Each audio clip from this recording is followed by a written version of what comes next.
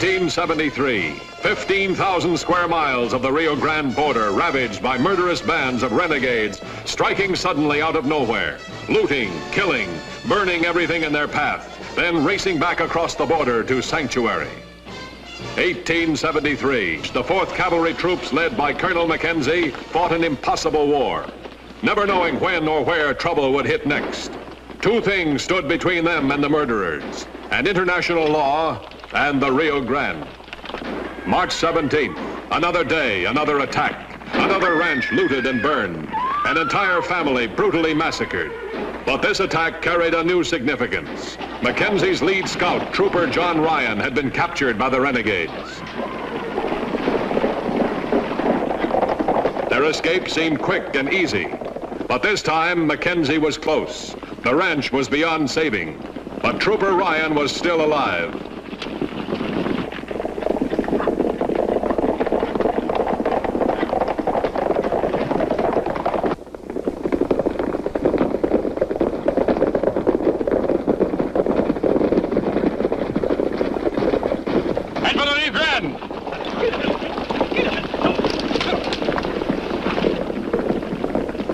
Following their usual pattern, the outlaws raced for the river. But they picked a spot where Mackenzie knew they couldn't cross, knew it to be a trick to discourage pursuit. The far side was sheer cliff. They would have to go farther downstream. There was still a chance to save Ryan. Let's try and cut him off.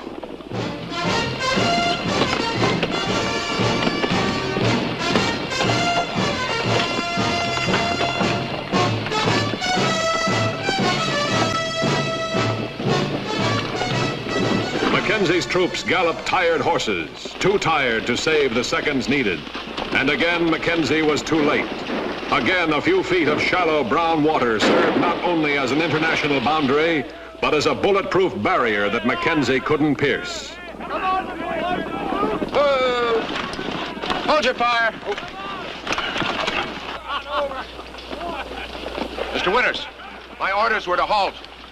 Obey them or I shall fire.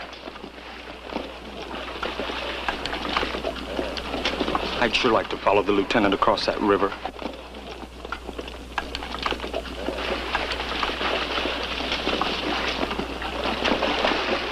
Come on. Come on, you.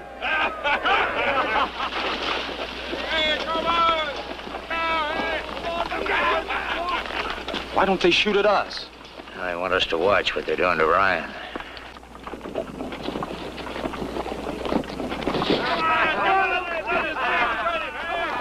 Will they kill him? Worse. They'll keep him alive. Just barely.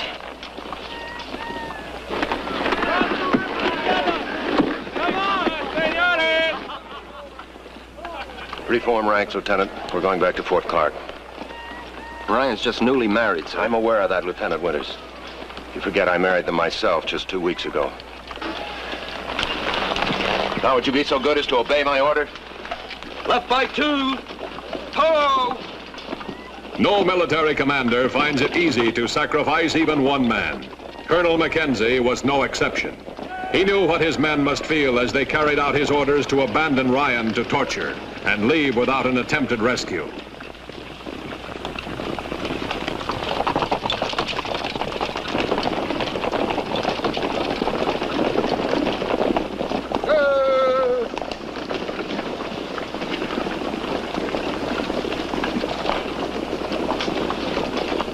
We're coming into Fort Clark.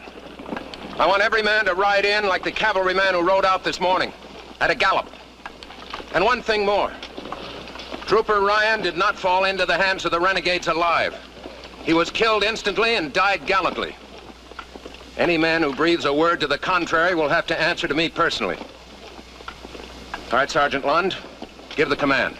All right, buckos, at a gallop now! Forward, hold!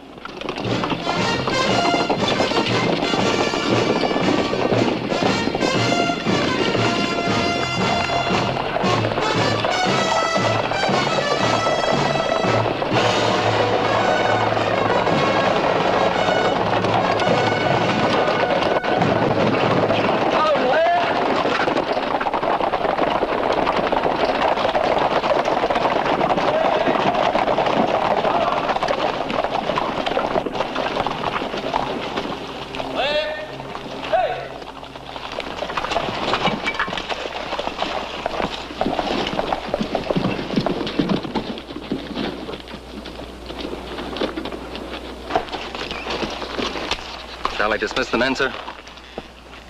No, Lieutenant Winters, we'll have them stand fast.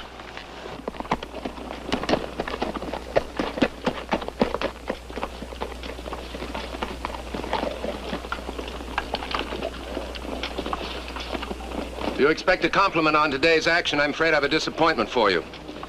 Could hardly be called a success from any point of view. Bravery there was, but our movements were imprecise, undisciplined. And precision and discipline are what an Army unit fights on, what it survives on. Sergeant Lund? Yes, sir. The men are to have 5 minutes to change mounts. Then they're to engage in 2 hours of saber drill. Lieutenant Winters will accompany you. You may dismiss the platoon. Prepare to dismount. Halt!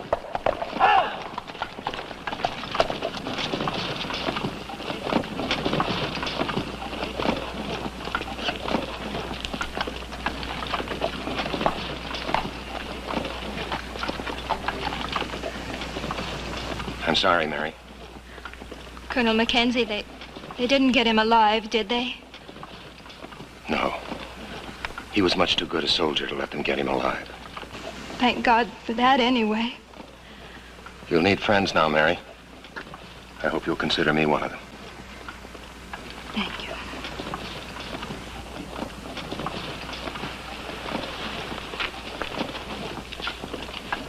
Saber drill in this day and age. Where does he think he is, back of West Point? I thought we were doing pretty good until he stopped us. Yeah.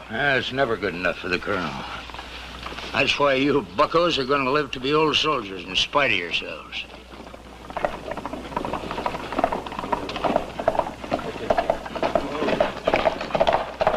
Urgent dispatch for Colonel Mackenzie. Come on.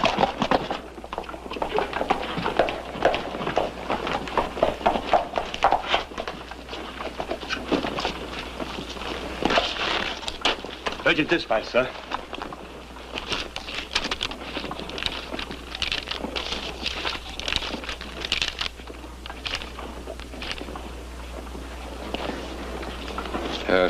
No answer, that'll be all.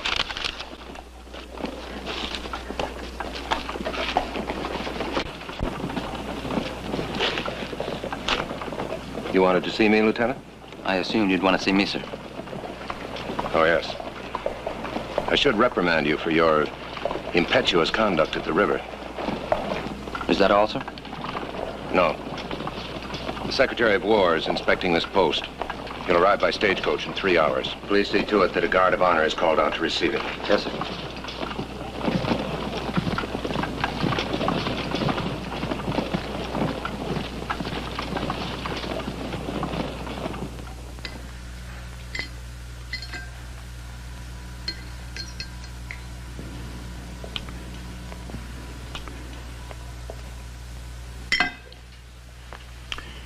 I must admit, Colonel, that's the worst meal I've had since we were campaigning at Shiloh. Yes, Mr. Secretary. You always feed this badly? Nearly always, Mr. Secretary. Feed your men this badly? Nearly always, Mr. Secretary.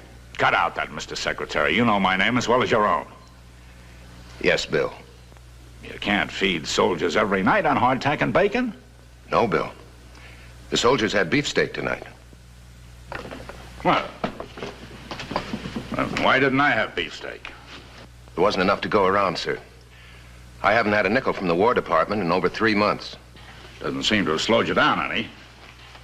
Never heard so many civilian complaints against one officer in my life. Doesn't this post ever pay bills? Hardly ever, sir. Only when it receives money. You and your territory are getting quite a name for yourselves around Washington. Non-payment of bills is the least of it. How bad trouble am I in, Bill? These devils running back and forth across the border. There's more looting, kidnapping, and murder in this territory. I asked, sir, how bad trouble am I in? You went to West Point just as I did. You know that no military commander in history ever had everything that he wanted. Make do, Mackenzie. Make do. Make do? Just how? Oh, it sounds great up there in Washington, but tell me just how? With that Rio Grande staring me in the face, that Rio Grande that I'm forbidden to cross, and protecting every killer and bandit and cutthroat in the whole territory. An entire family was wiped out today. and their murderers escape to attack someplace else again tomorrow because I'm forbidden to cross that river. One of my troopers being tortured to death right at this moment because I'm forbidden to cross that river. Sure, I'll make do. Tell me just how. Sit down, Mac. That's an order. Mr. Secretary, I have no think intention. you've talked enough for the moment, Colonel. Now shut up. Sure, the situation here is impossible. And it's a situation which, under the orders you have, is completely impossible to change. Nevertheless, we want you to change it. We? That President, he and I will be the only two who will ever know your new orders. Well, what are my new orders, sir? Orders? Orders limit a commander, and you're not to have any limitations. They also protect him, and you're not to have any protection. But you ought to have orders. Verbal, secret orders. And here they are. By hook or by crook. Clean up the Southwest. Make it a fit place for Americans to live. It'll surprise us if you don't find it necessary to cross the Rio Grande. And it'll surprise us even more if we hear about it when you do it. If the enemy catches you, he'll hang you, and you have every legal right to. We catch you, we'll hang you. We'll court-martial you and drum you out of the service in disgrace for disobeying orders and causing a war with Mexico.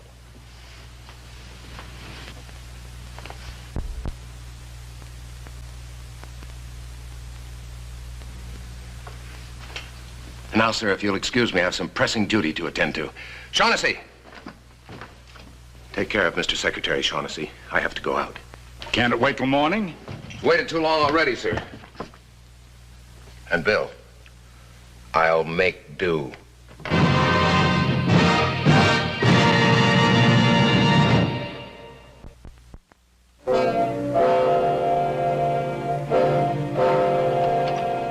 The Secretary of War had given Colonel Mackenzie secret orders that could shape the destiny of the entire Southwest. To Mackenzie, it had a more immediate bearing on the destiny of one man, Trooper John Ryan, if he were still alive. We should have followed Lieutenant Winters across the river today. The old man couldn't have shot us all. The old man's got his reasons, I tell you. He's always got his reasons. Sometimes he's a bit peculiar, I admit, but we're still alive, ain't we? Vincent? As you were, boys. I need 5 volunteers. The duty will be dangerous and secret. I volunteer, sir.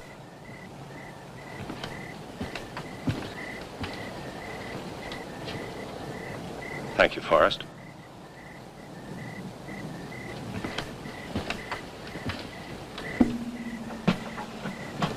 Any other volunteers?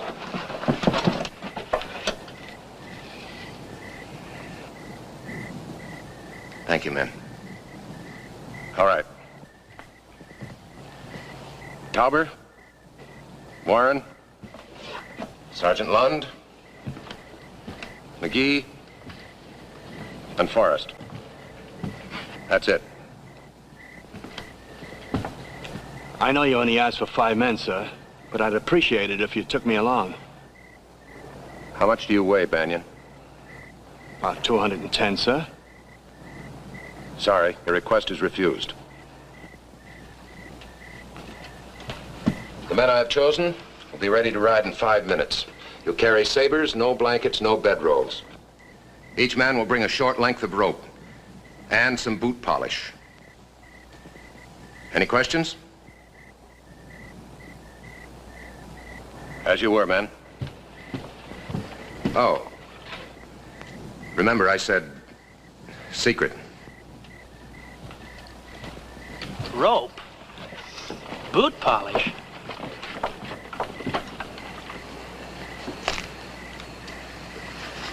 Lovely night for a ride, sir. Who's the other horse for? Lieutenant Winters. Lieutenant Winters? I didn't give Lieutenant Winters any orders. Well, he said he just wouldn't feel right letting you go off without another officer, sir. Where is he? Here, sir.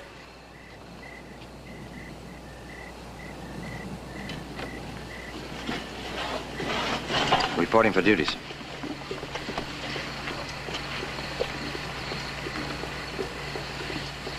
Happy to have you with me, Ben. Thank you, sir. Let's go.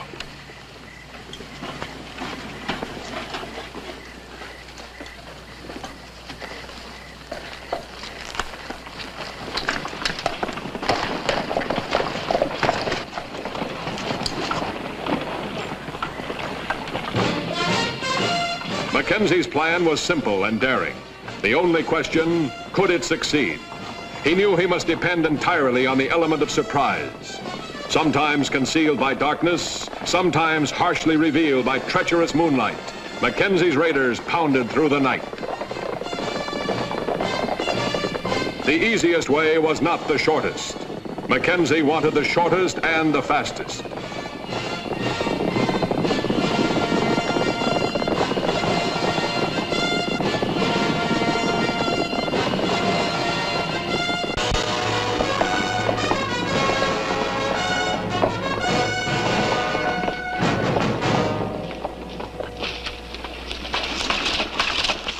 From here on, we travel with as little noise as possible. Anything that rattles stays behind. No bridles. Use the length of rope you brought for hackamores. Blacken your faces and your hands with the boot polish. There's moonlight. All right, let's go.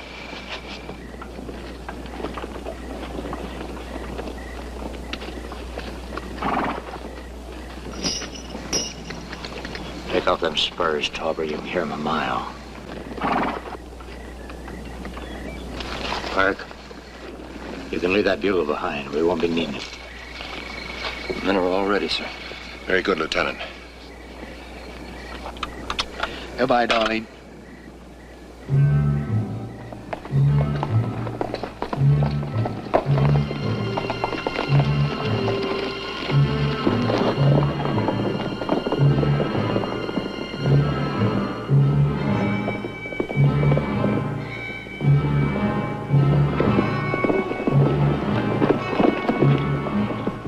Each man knew he might not return, yet each man followed Mackenzie with one thought. Could they reach Ryan before he was tortured to death? When Mackenzie reached the Rio Grande, the river had changed. It was no longer an impossible barrier blocking Mackenzie and shielding the enemy. He had waited a long time for this night, March 17th, 1873, when for the first time in history, Mackenzie's raiders crossed the Rio Grande into Mexico.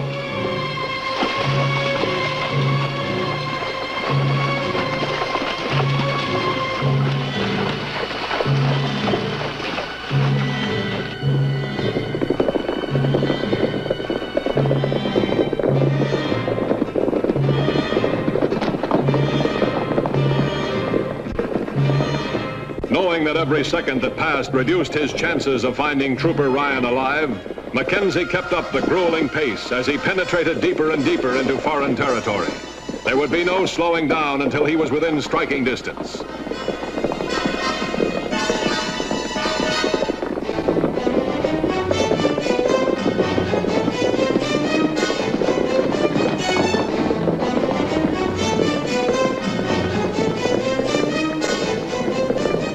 There was little doubt that his attack would hit with surprise, but it would have to be total surprise.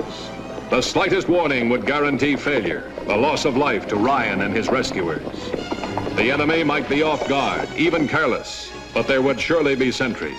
These could spell the difference between possible success and immediate catastrophe. There must be no warning, no call for help, no alarm that American troops were on Mexican soil.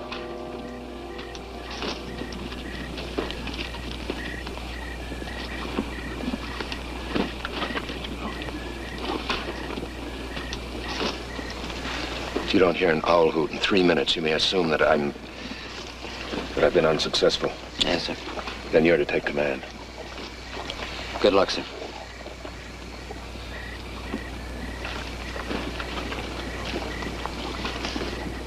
The lieutenant shouldn't have let the old man go in there alone.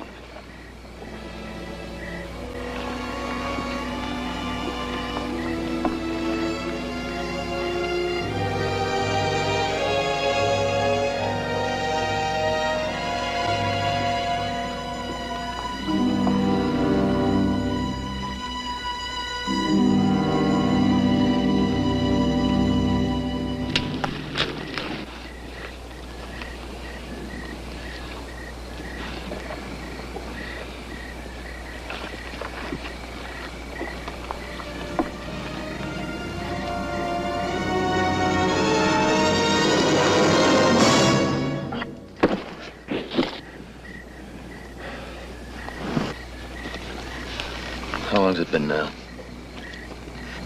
It's been 2 minutes and 35 seconds. Maybe the old man ain't so surprised as he thinks he is.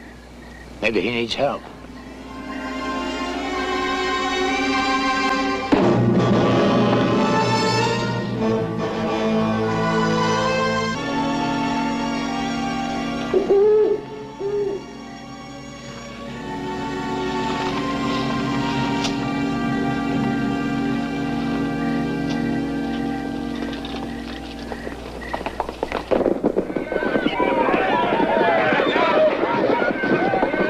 Suddenly, the fatigue was gone, the need for silence gone. Only the big job was left. The attack hit with savage precision. Mackenzie had picked his men carefully. None faltered. Each had a job to do. Each did it well. Ryan seemed to be alive. At least they hadn't cut him down.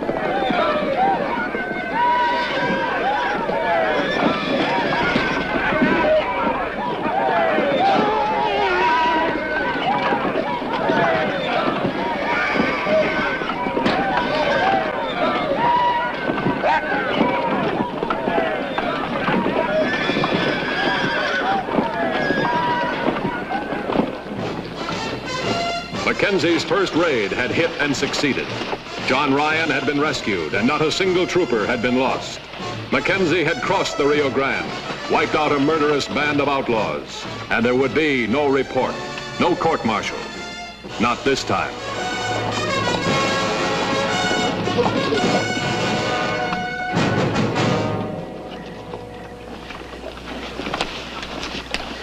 Ben, let the men know we may ride together again sometime.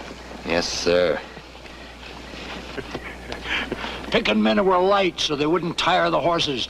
He sure had this one planned out. You know, sabers are silent, he says. Hey, Sarge, boot polish and rope. That Mackenzie. What did I tell you about the old man?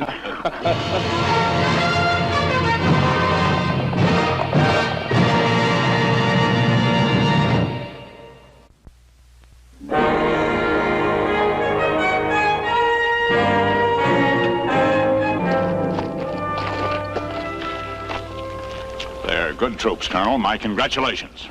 Thank you, sir. By the way, Colonel, I hear that one of your men captured by the renegades made his escape last night. That's right, sir. How'd the raid come off, Mac? You must be mistaken, sir. Wasn't any raid that I know of. Tell me, Colonel, do you regularly wear boot polish at morning review? Not on your boots, Mac. On the back of your neck.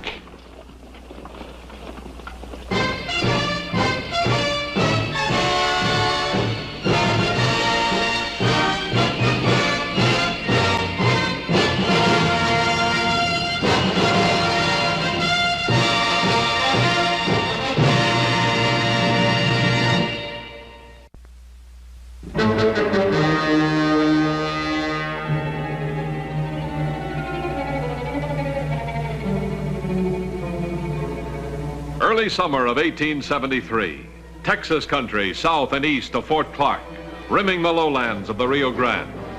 Country terrorized by Manitou and the renegade Shirakawa under his command.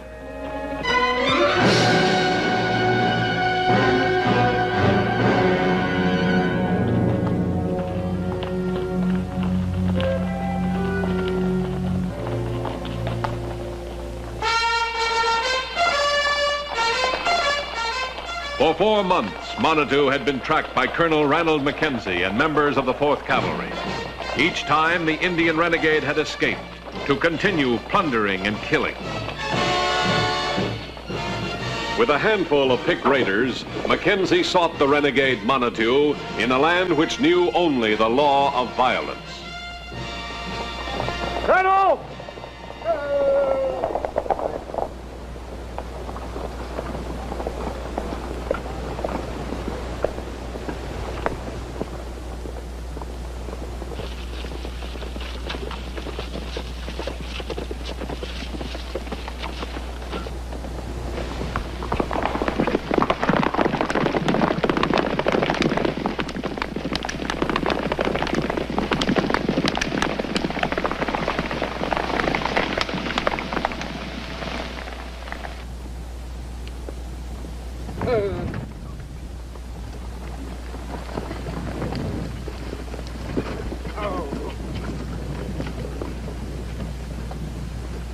Cut him loose, Sergeant.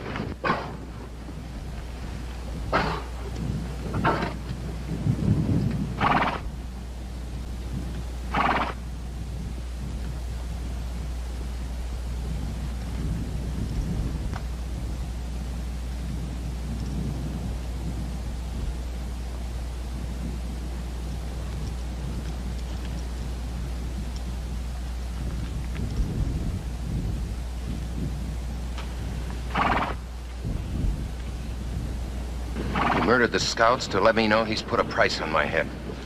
$500, dead or alive. Manitou?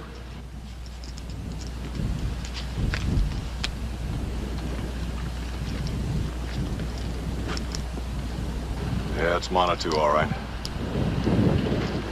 What the Colonel's got now is a private war for himself. Just him and Manitou. I'm betting Manitou ain't very far.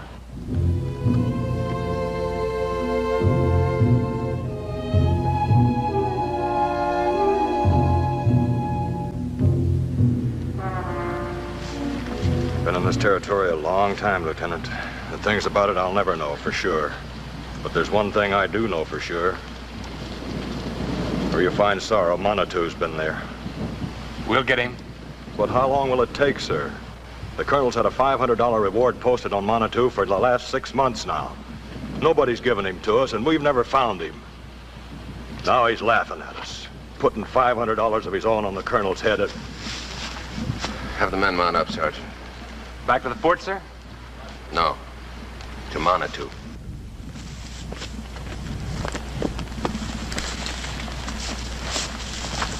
Clear them out! Out!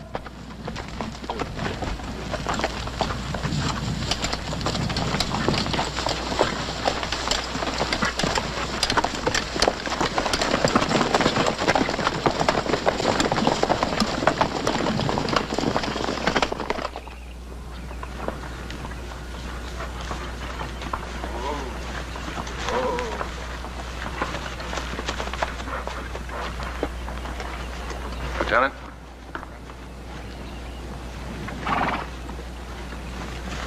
Pretty good terrain if Manitou are waiting to ambush us, wouldn't you say? Like a textbook. Lieutenant, let's assume we're about to be ambushed. I'd say that was a pretty good assumption, sir. Only let's reverse it. Yes, sir. Take half the troop and circle through that wash so they won't be seen. When we ride into the ambush area, have them attack from the flank. Maybe a waste of ammunition, and then again, it may not be. Let's find out. Right, sir.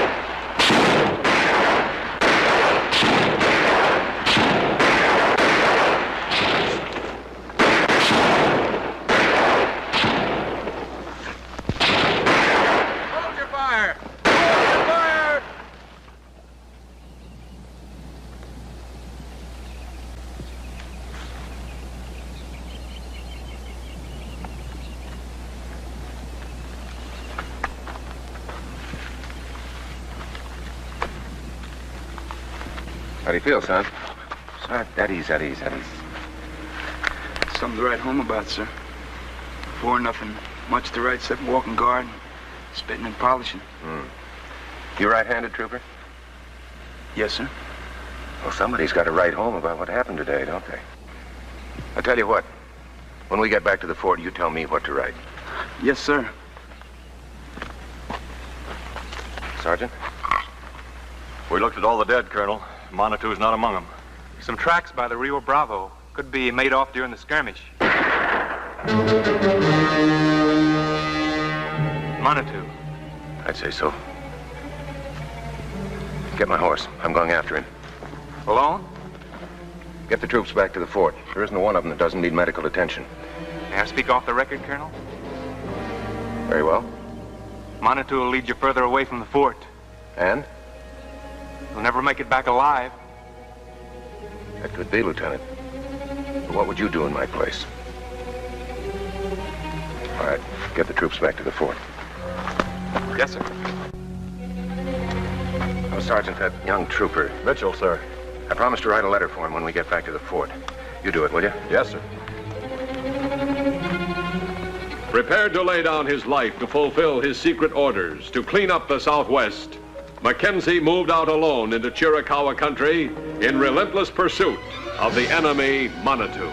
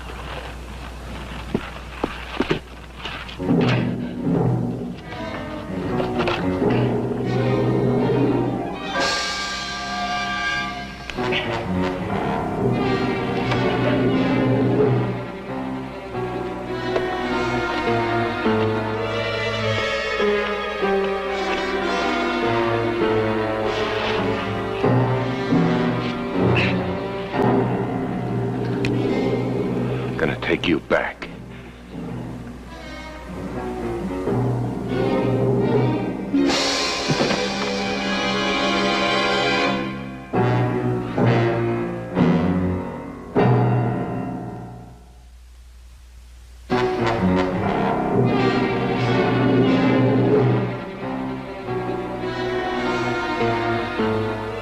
"43 miles southeast of Fort Clark, deep in Chiricahua country. Two men, Colonel Randall Mackenzie and the renegade Chiricahua Manitou. Each bore deep hatred for the other. Each knew that one must soon destroy the other.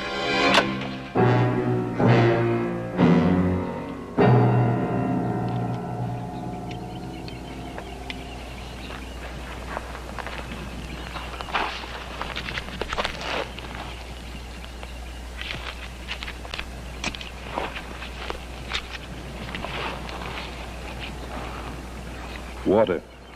Drink.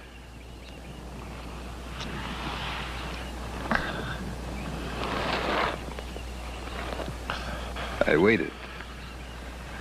I fed you water to learn a thing.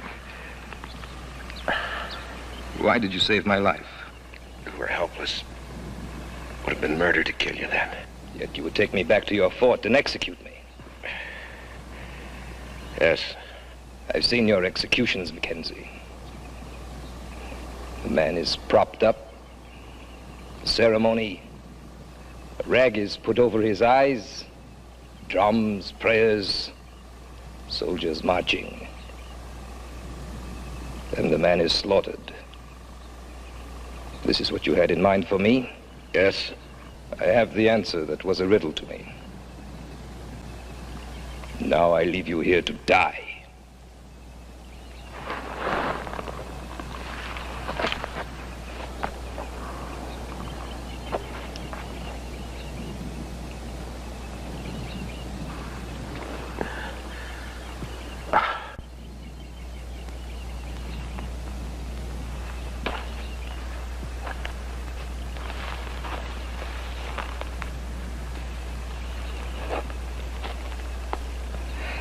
By your own reasoning, I would be less a man than you if I were to leave you here. Nor would I murder a helpless man.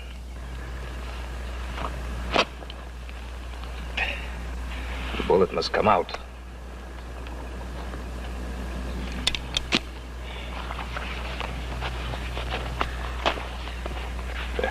Fight in here.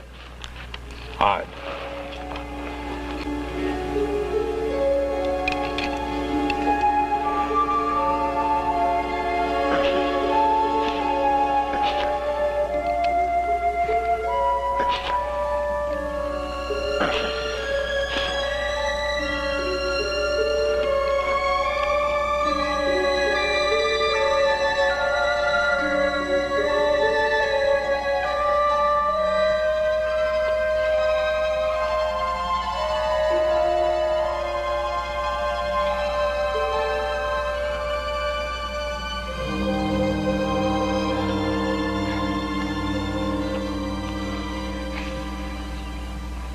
How long? No matter. Try to stand, Mackenzie.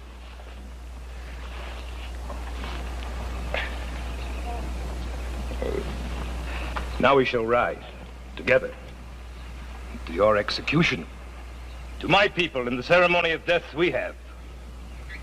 You see, I saved your life for the same reason you saved mine. We would not execute a dying man no more than you would. Go.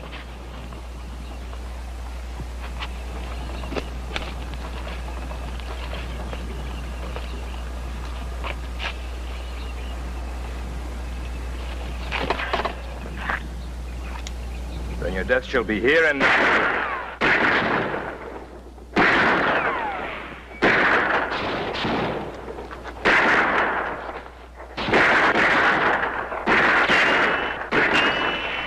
More than that.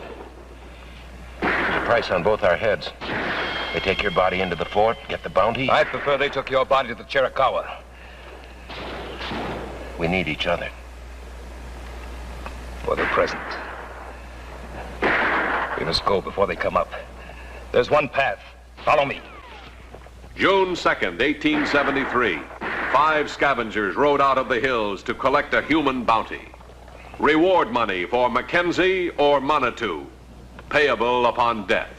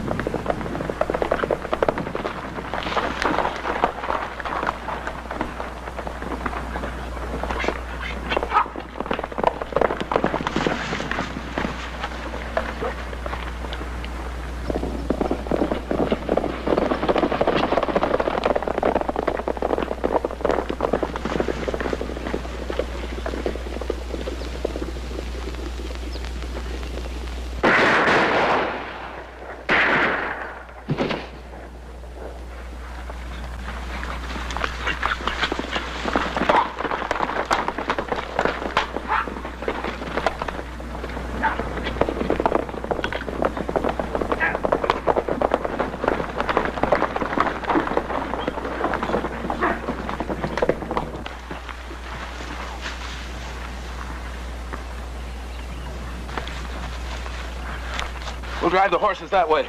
Then we'll go up there. That won't fool them. They'll know we're up there. I want them to. Come on.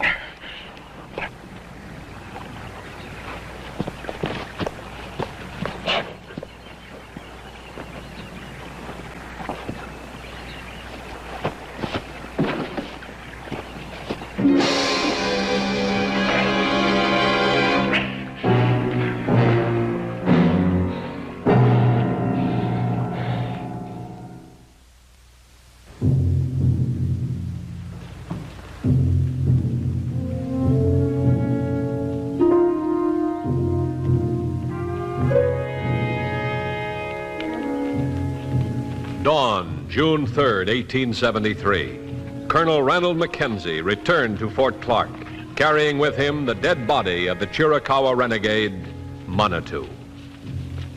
But still it remained a land of the violent, and no one knew when or where they would rise up to plunder and destroy. But when they did, standing against them, a man, Colonel Mackenzie, ready to strike back with all the power at his command.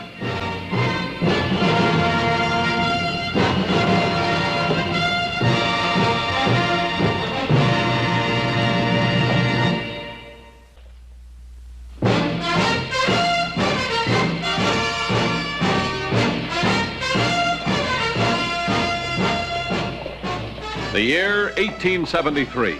The place, Fort Clark, Texas, a remote military installation close to the Mexican border. Its commanding officer, Colonel Ranald Mackenzie, 4th United States Cavalry. His orders, clean up the Southwest under any conditions. Mackenzie's control of the area depended on his vital supply lines. They had to be protected at all costs to ensure the 4th Cavalry's effectiveness as a striking force. May 1873. 3 convoys outbound from Fort Clark had been totally destroyed. The loss of both men and equipment was more than Colonel Mackenzie's ill-equipped command could afford. A way had to be found to combat this powerful, unseen foe.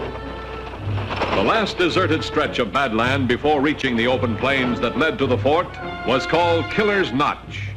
It was in this area that the crippling raids took place.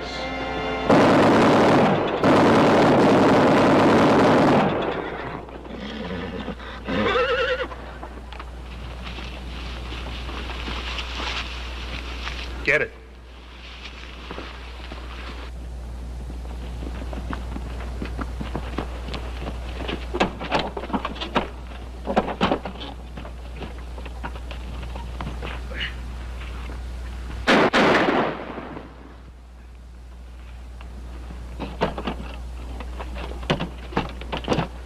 Hurry it up!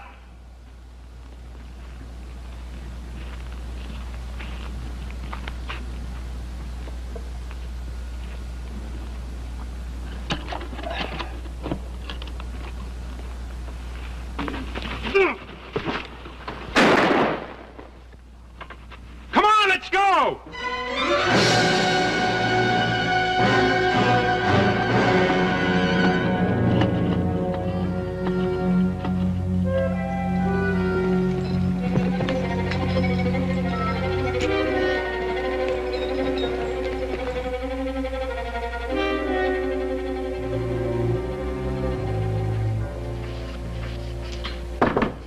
Come in. Any report? Nary a word, sir. 2 hours overdue. Detail assembled for search duty? Yes, sir.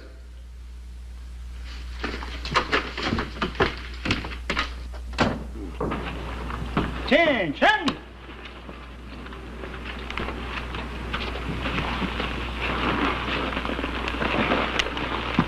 Dead left. Hold!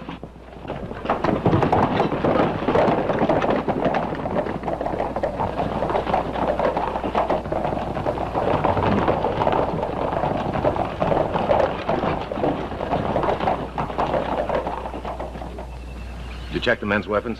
Yes, sir. Just like the other time. They never got off an answering round. There must have been 50 on the gang, sir. All firing on the number to do this. 3 convoys ambushed. 3 armed escorts wiped out to the last man, and I... All right. Get the bodies back to the fort. Yes, sir. Oh, Colonel.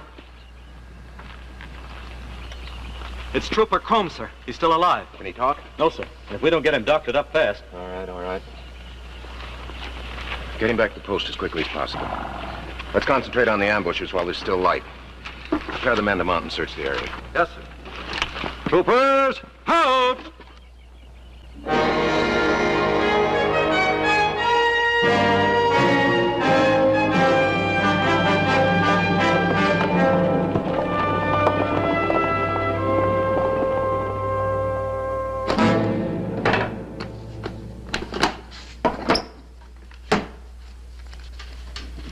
$50,000 beautiful dollars here. Maybe more. We did it again, Kraft, huh? We? Well, you and your boys did the job, sure. But I told you about it, didn't I? You'll get paid proper for it. How long will it take this stuff to be broken into small bills? Oh, a month, maybe more. Month? Well, most of these are 50s and 100s. I have to send them to Chicago and St. Louis to do the job. It'll take time. Mackenzie will be poking around. You're nervous about Mackenzie, Duke? Well, he's smart. Don't underrate him. Believe me. Suppose he is. How's he going to tie us into the deal? Well, there were no survivors, huh? No survivors. I personally saw to it. I'll get this stuff counted on its way. Only the approach of night halted Colonel Mackenzie and his men in their grim search for the ambushers. Is this the man, Sergeant?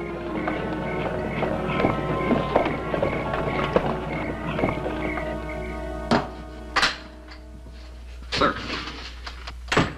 Stand easy, Henningsen. What's the word on Trooper Crump? Still alive, sir. Doctor's with him. Corporal Nathan standing by. If you could only talk. Tell us what happened. Dispatch arrived from Washington this afternoon, sir. It's the answer to your request for more troops.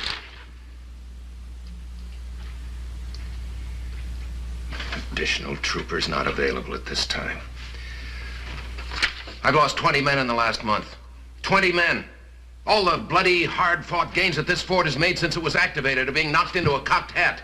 But there are no additional troopers available at this time. Sir, there are non-combatant troops available. The dispatch says they'll send you an adjutant if you need one. There were 4 men killed this afternoon. They never knew what hit them. They never had a chance. I don't need non-combatant adjutants to help me prevent that happening again. I need fighting men. Yes. Yes, Nathan, come in. What about Trooper Crumb? Trooper Crumb is dead, sir. Did he, was he able to tell us anything? No, sir. He never regained consciousness. All right, Corporal. Yes, sir.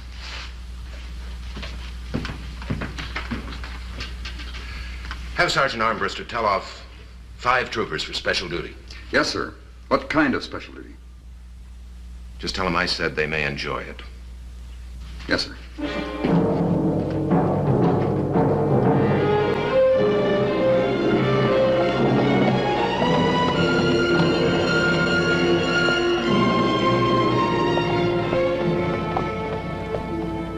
Tomorrow we're going to escort another convoy through the Notch. This time we're going to be ready for an attack.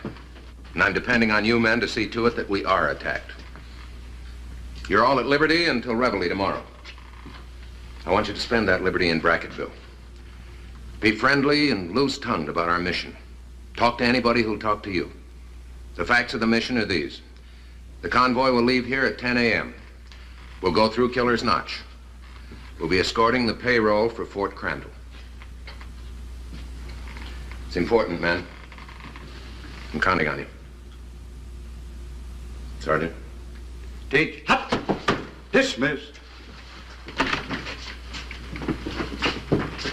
Ready the horses, Sergeant. Is that reward notice ready? Yes, sir.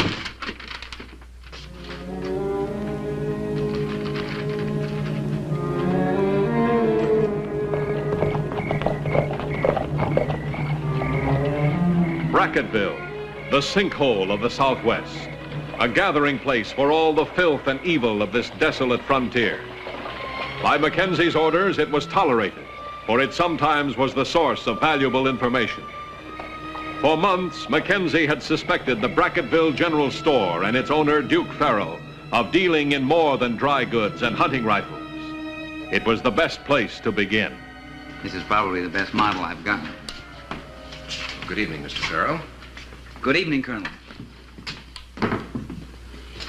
My condolences on that terrible affair in the Notch. You heard about it? Oh, yes. It's all over town. Is it true? Unfortunately, yes. Oh, it's a nice rifle. A Sharps. Yes, it's the very latest. It's a beauty. Where's the rear sight? Here.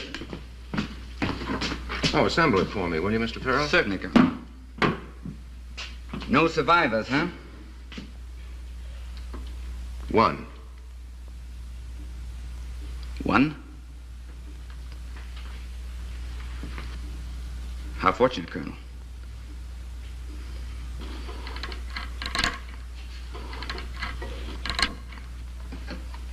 Better let me help you with that, Mr. Farrell.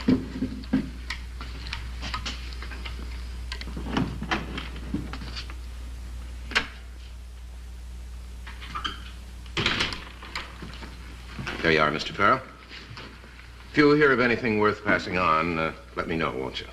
Certainly, Colonel. Oh, and by the way, you wouldn't mind if I posted a notice in your store, would you? My pleasure, Colonel. Thank you. It's a reward for those bushwhackers I was telling you about.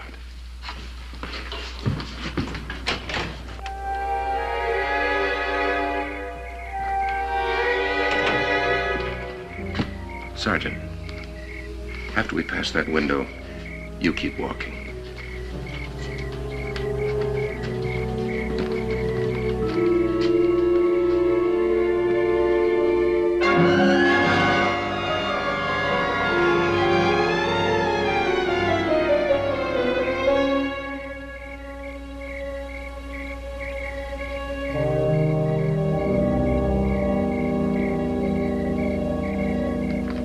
I tell you, Mackenzie knows one of his men lived. I told you I personally saw to it that they were all finished off. He knows nothing. He's fishing. I want you to get some ammunition, and lots of it. Ammunition? One of Mackenzie's little boys in blue is shooting his mouth off. There's another shipment going through the notch tomorrow morning. You may be underrating him. This could be a trap. A trap? You forgot something, Duke. We got the Gatling gun, and Mackenzie don't know it. $1,000 reward for information leading to the capture, dead or alive, of persons or person who ambushed. Nice, easy way to earn $1,000, eh, Duke? What are you talking about? Comes to me, you're the only one besides me and the boys who knows we got the gun and where she's set up. You wouldn't be tempted to turn us in for a measly $1,000 reward, would you, Duke? Me? Because if you ever was foolish enough to do that, your corpse would be worth $1,000, and that's all. You get the idea, don't you? Now get that ammunition ready. My boys will be picking it up.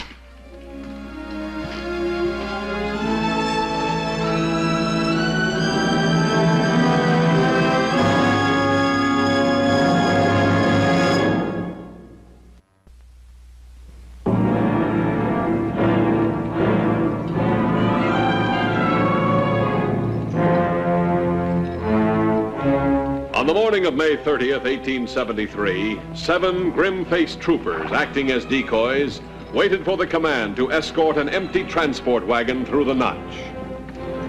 Mackenzie's plan was ready to be put into action. Come in. Mr. Farrell, sir. Ah, yes. Get Mr. Farrell the chair, Corporal.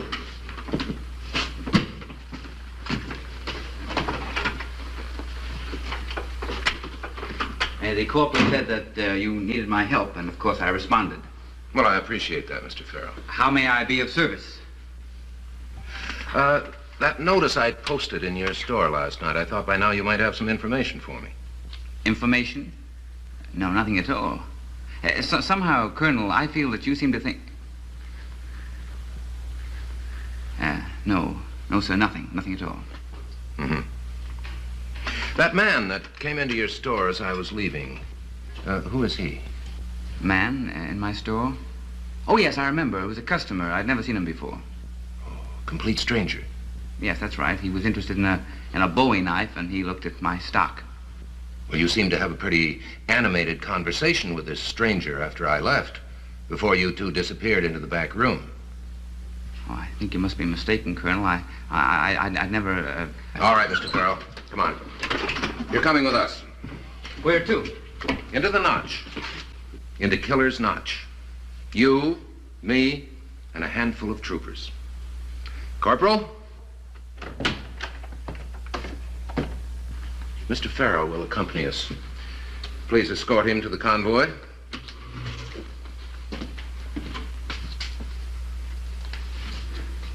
You're bluffing, Mackenzie. After you, Mr. Farrell. There's no reason for this, Colonel. You won't find anything in the notch. Oh, I think we will. When we get close enough to be in danger, I think we'll find something.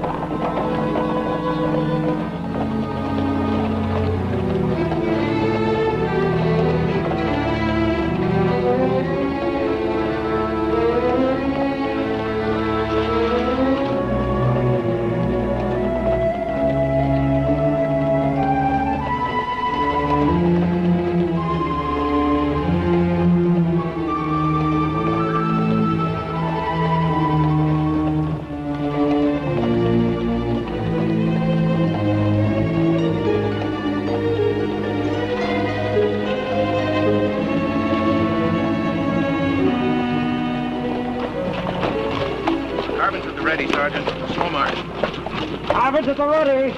All march. Colonel! Colonel!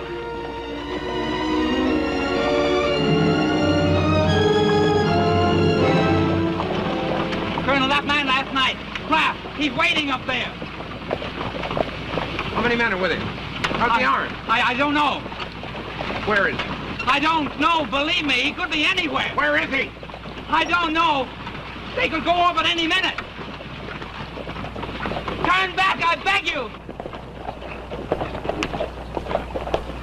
Turn back! They've got a Gatling gun!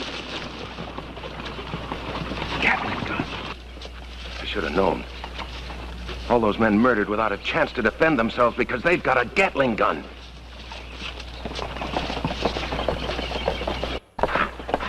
Where is it?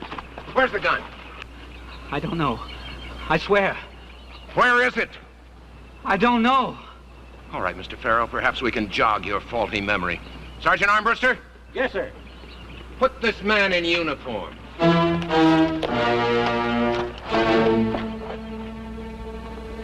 That's fine, boys.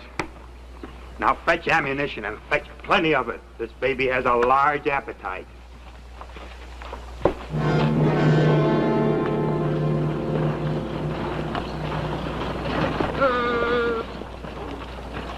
I should imagine our gun emplacement is somewhere in those hills. Let's find out.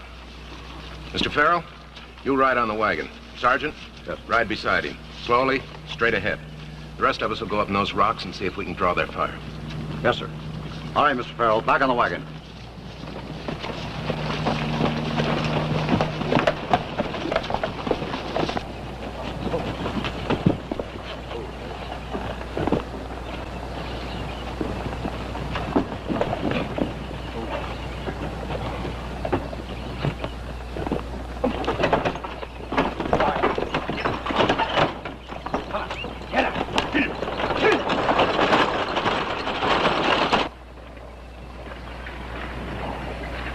Two soldier boys in a nice fat wagon.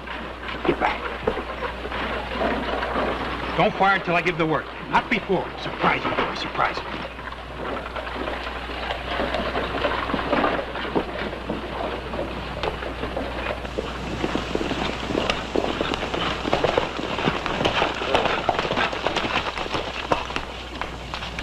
Corporal, I'm not a gambling man, but if I were, I'd bet that that Gatling gun is emplaced in those rocks up there.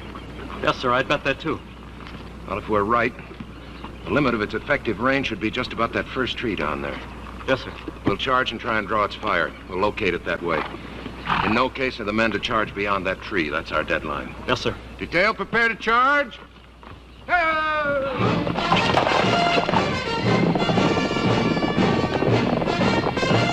It's a trick. Here they come.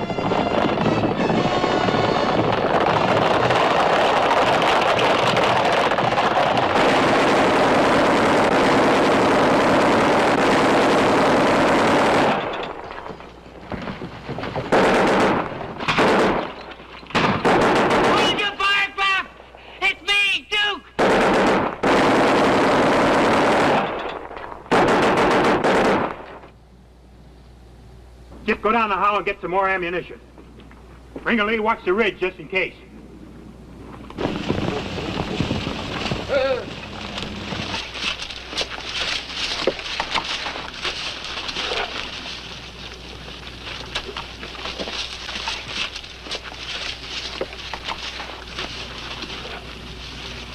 Trooper Howard? Trooper Howard. You're coming with me. Bring your bugle. Corporal, you see that tree and those rocks up there? Yes, sir. That's where our gun emplacement will be. Howard and I are going to work our way up behind it. Try and draw its fire in the opposite direction. I want covering fire for that until we reach the bluffs. Plenty of it, you got it? Yes, sir. Also keep yourself in readiness to charge that emplacement as soon as we've drawn its fire in the opposite direction. But don't charge until you get a bugle signal. Yes, sir. All right, let's start that covering fire. All right, men. Howard.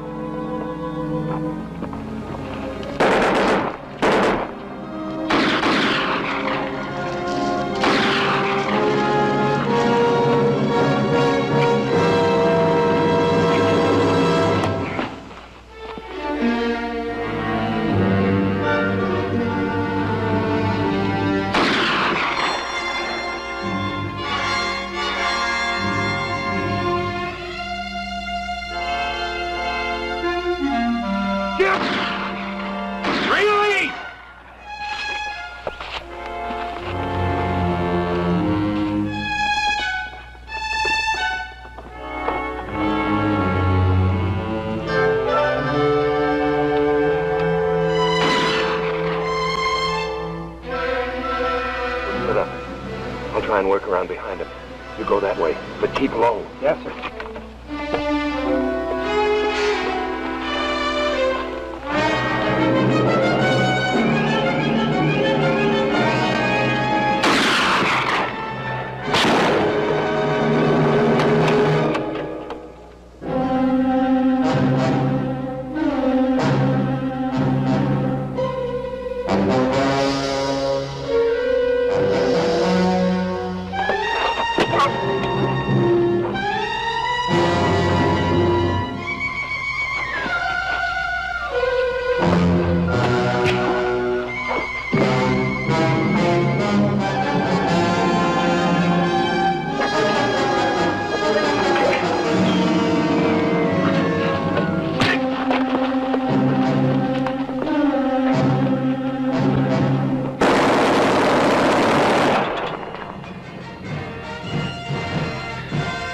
That's for my 20 men.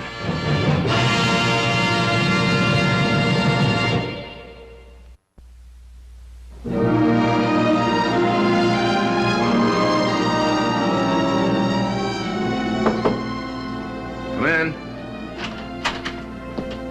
Dispatch from Washington, sir. I'll read it, Corporal. In answer to your request, Gatling gun was shipped to you the 14th of June last. Have no acknowledgement of receipt of same. Request receipt for our records. All right. Take an answer. Gatling gun in question had been stolen. Located same, engaged same, captured same. Ronald S. Mackenzie, 4th Cavalry Commanding. Yes, sir. Oh, one other thing, Corporal. Pass the word to Lieutenant Taylor. Saber drill this afternoon will be suspended. Gatling gun drill instead. Yes, sir.